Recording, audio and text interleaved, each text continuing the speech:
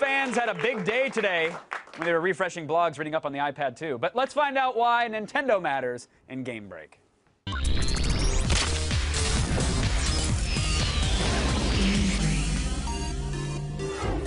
And poof, he's here!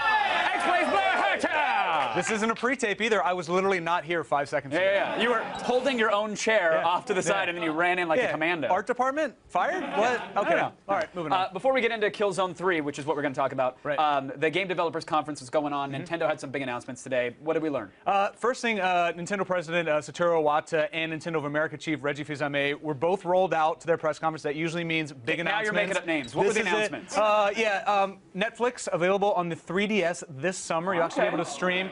Important to note that you'll be able to stream 2D movies, but you can watch 3D trailers. This is something we talked about in the past, though. It's also important to note that the 3DS is not the size of my card right here. It's a little smaller, right? Yeah, so do we really care that much about that thing? I don't know. I mean, I think to have streaming capabilities for the tweens, I guess they're gonna stream it, but yeah, they're not even really touting like full-length movies or anything. They're touting trailers and snippets and previews, right? I mean, there are certain full-length movies, but the most important thing here, you need a Wi-Fi connection. Okay. Well, so is Nintendo going to just blanket? Are they going to be Johnny Wi-Fi seed and just give us free Wi-Fi all across the country?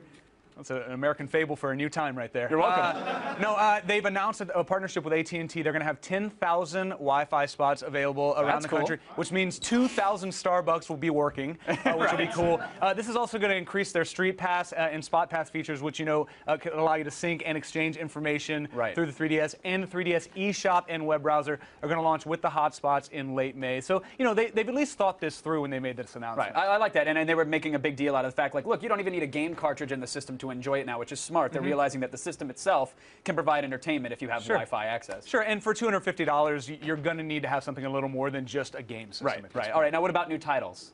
That's the thing. They announced the new Super Mario Brothers, which is a huge deal. If anybody is there, was it just the title screen with a little tail? Yeah, which means hopefully that's some Super Mario with the suits and stuff like that is what I'm hoping. Unfortunately, though, did not announce it as a launch title, and this is something we talked about in the past. The launch lineup's not so strong. We are going to find out more about the new Super Mario Brothers at E3 this year, so obviously you can catch that on. Well, look, launch day, you're going to have that Green Lantern trailer streaming, which will be awesome from Netflix. Those abs in 3D on a train. Stop it!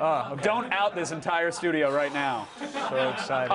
Now let's get to the PS3. First-person shooter Killzone 3 is out now, and I thought I was over the FPS genre entirely.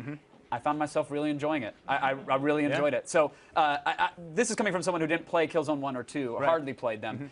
Bring us up to speed. What's happening in 3? Well, 3, you start off literally where the game ended. I mean, you end Killzone 2 sitting on some stairs. Spoiler alert, but really it's a couple years old. And then you start the game sitting on some stairs. We're just having a casual chat on the stoop? Yeah, is that what it is? hanging out. You're in Brooklyn. A hipster developed it.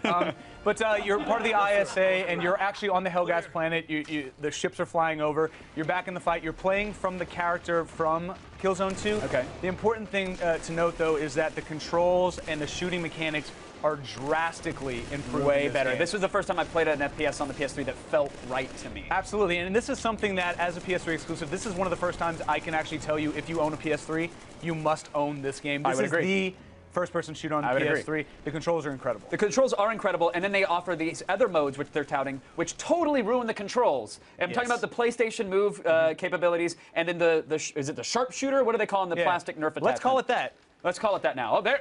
I was not expecting a toss. Magically it appeared. There you go. Good hands. Well, good hands. let's talk about the Move itself, first of all. The Move, I don't play a lot of online games because I'm busy living my life. But my friends that do play... Because you're busy playing DC Universe online. Yeah, okay, let's be honest.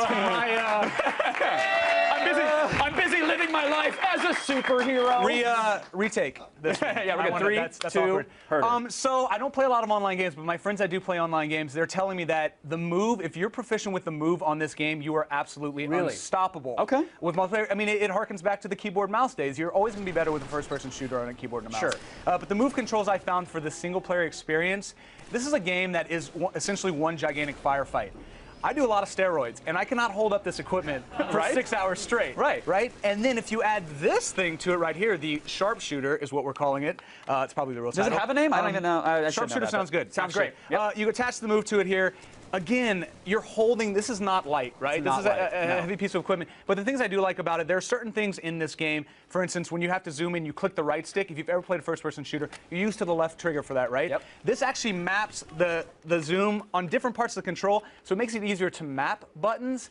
But on the whole, you're controlling. So zooming in, awesome. Yeah. Turning left or right is a chore. Yeah, because you're still turning with this. It's an ab workout, and it's frustrating. And then if you're playing in 3D mode, you have your 3D goggles on, plus the gun. It's like you feel like a soldier because you're carrying 30 pounds of plastic. Right. But you're walking and you're turning left, but trying to shoot left. But anywhere this goes is where your reticle is going to go. So if you play like in a dump, like a graveyard, with like ghosts flying around and you're scared, you're going to be screwed. Well, not an optimal environment to play Killzone. No, not at all. I just, unfortunately, I think it's cool, but I can't recommend it, dude. It's kind of a bummer because I like the concept of it. But I think it's superfluous, but throw that out of the equation, and Killzone 3 is still an enjoyable experience, is it not? I got to say that we gave it, I think we gave it maybe a 4 out of 5. Look at that right there on the prompter. There it is. We gave it a 4 out of 5, and I have to tell you, man, this is something we talked about.